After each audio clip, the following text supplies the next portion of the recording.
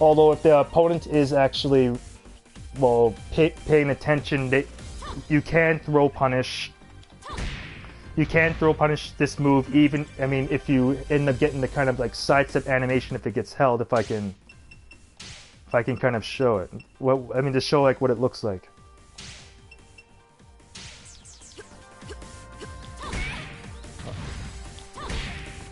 Let me set it to reaction also. See, that's what you should see is that action if you end up getting the hold is that sidestep. During that time, then I do recommend if you do that you do a forward throw, your 6T, which is generally a 7-frame throw, and you can throw punish it there. But using our 7K is an option as a launcher. If you end up pressing forward, and you can end up teleporting, and that's how you end up getting combos with 7K.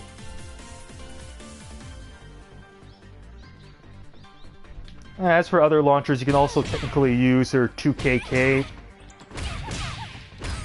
Although, I mean, under most circumstances, you can usually hold the second. You can hold the second hit,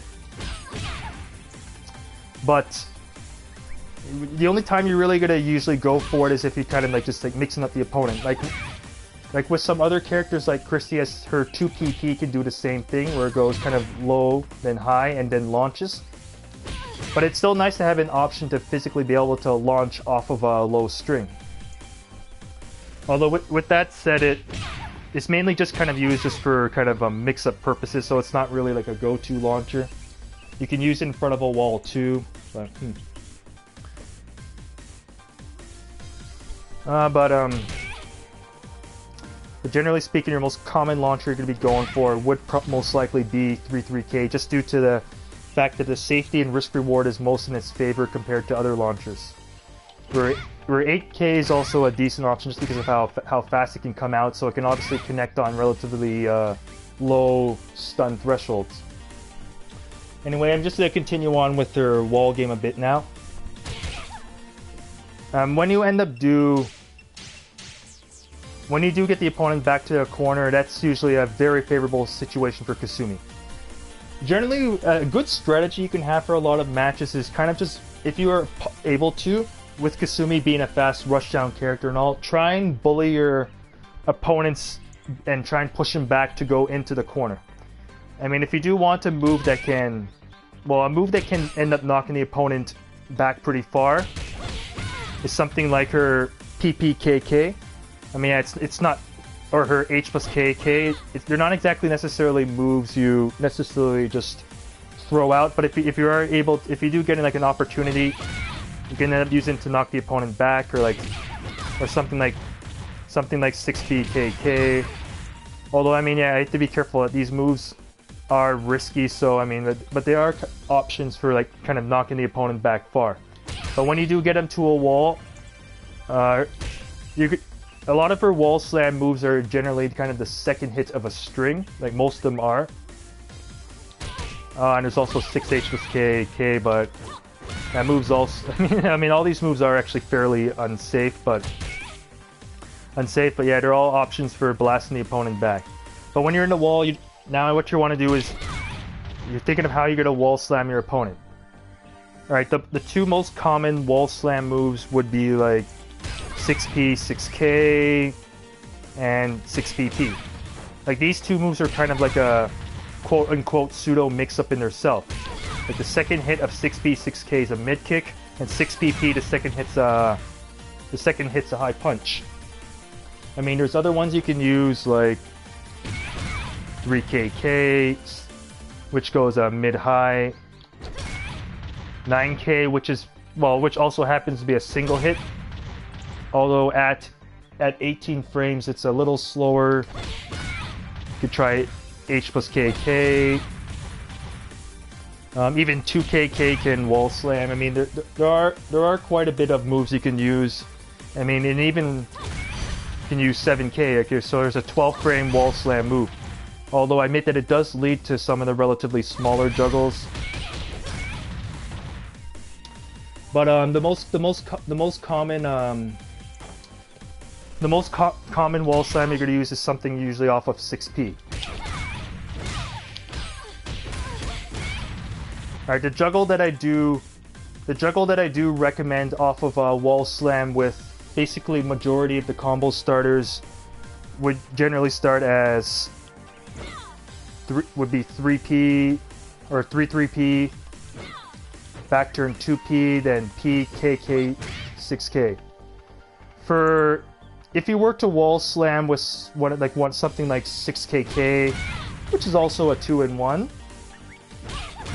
then 3-3P I think may be too slow to 3PP might be too slow to connect. Because this move is 20 frames, so it's not really the fastest relauncher. So just go for just PKK, and you still get decent damage. 83 for that. If you were to use this, oh.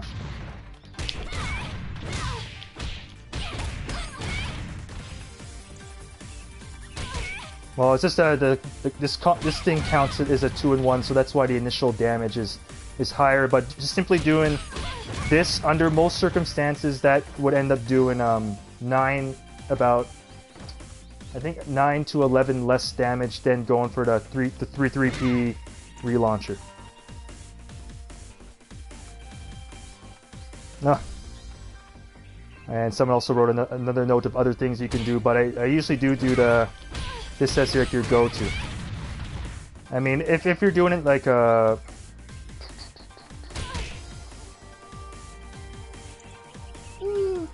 yeah, there are other combos to do. If you actually do want to look at like various combo or tech, then after this stream in the future, I do recommend Panic Hits or the Runaway Ninjas combo videos, because he does go over a lot of tech with this, where I'm just kind of going over relatively like general stuff that you can kind of just go to when it comes to like a wall slam. If you do end up wall slamming with something like her 66KK, this one also I don't think 3-3P can follow up. Let's see, time it. So after this one also you can also just go for PK and just get fairly straightforward damage. So for 6KK and 66KK, 3-3P won't be able to follow up. And there's even another thing you can also do for swag. Let's see. Do what is it? PKKP, which is also can be used as whatever kind of combo launchers. Because that's the same as like her back turn 4P. So for style points you can go for that. It ends up doing the same damage as like it ends up doing the same damage as using like the PKK 6K combo ender. But just the one launcher that you may do that you would have to need a specific juggle would be the 7K teleport. For this one, you would have to use the PP 6P 6K juggle. It ends up doing less damage than the other juggles, but it's just that I mean 7K it is essentially a 12 frame wall slam move, and it's a one hit, so you don't have to worry about the second hit being held. But yeah, a general strategy you want to do with Kasumi is try and just keep the opponent in the corner and try and just keep him there like as long as you can. Because the more that the opponent has to deal with Kasumi being their face, the much harder it is for them to win. Unless it's a character that has very comparable offense in close range too. But under most circumstances, you don't want to be between Kasumi and a wall. I'll continue on also from the wall game and just mix it a bit now. I'm going to be going on to her Okizeme a little bit. Generally, Kasumi's Okizeme, the main purpose of it well, it's just to continue pressuring the opponent. Like, I find that Kasumi is quite good at hitting an opponent while they're on the ground.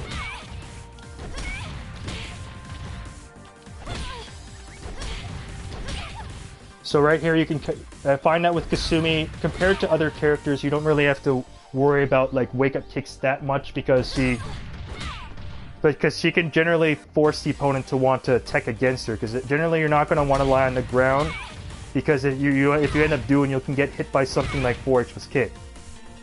As for ground hidden moves, if you don't think the opponent's going to tech and they're just that kind of person who just ends up lying down, then I generally do end up recommending 4H+K. The main reason why I like this move is that it's well, it has power. If it ends up hidden, it ends up having powerful hit statuses, and also it happens to be relatively safe on block at only -6. So I mean, considering the risk reward basically is heavily in that move's favor, because basically you don't really care if it gets blocked, and of course if it hits, you can get some serious offense going.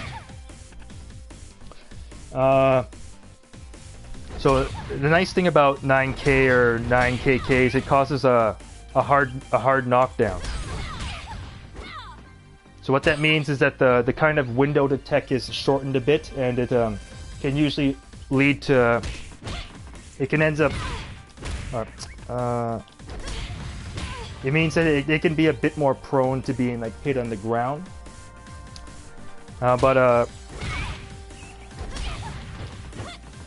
Right now the opponent's set to the, well, they're in the default setting. The opponent can kind of tech up almost automatically. They're using basically a bit of a delayed tech up. It's not quite a tech roll, but it's basically when you kind of but it's not quite the same as lying on the ground either. So if you kind of want to just check moves hitting the opponent on the ground, I usually just kind of record them, then just replay now and then. They stay on the ground the entire time. Then you can like tech them up. For Kasumi's Oki, of course, the whole purpose is to try and make him, well, it's either make him scared to want to like lie on the ground because of the various moves that can kick him on the ground. Hell, I even like just using her 2K. An interesting thing is that if you end up hitting someone twice on the ground consecutively after a knockdown with a ground hit move, it'll end up force teching them up. It doesn't even have to be the same move twice. It just has to be two ground hidden moves, like within a relatively close time frame. Because with 2K, which actually can reach, for a low poke, it actually can reach fairly far. Like it's an I-14 low kick that reaches like over 1.7 meters, which is actually really good. Like her One Piece, another move that can be used as a ground hit, but it's 2 frames slower at I-16 and doesn't reach as far, so I usually just go for 2K. So yeah, you can end up kicking in with that. She has other various force techs like her 2H+K, even though I find that this move can be a little on the slow side. It does force tech the opponent every time, but at I-28, I find a lot of time an opponent can kind of end up still getting off like a wake-up kick. Like the move does have frames where it can go under a mid, but a low wake-up kick could still hit it. So yeah, I mean, it's better off just doing 2K like twice in a row. I mean, at 14 frames, I mean, if the opponent doesn't tech up, they're usually getting kicked right away. You can also use other stuff like 66H+K, which if you end up doing like a move that ends up knocking them down from that ends up like knocking the opponent down from like a distance, you can use 66H+K to wake them up. That's something that I do, even though, I mean, the move, yeah, is also slow, but it also reaches pretty far, so it does have similar properties to 2H+K, where it can go under. It has an actual frame it has a window where it can actually go under mid attacks too. like when she's at her like lowest point.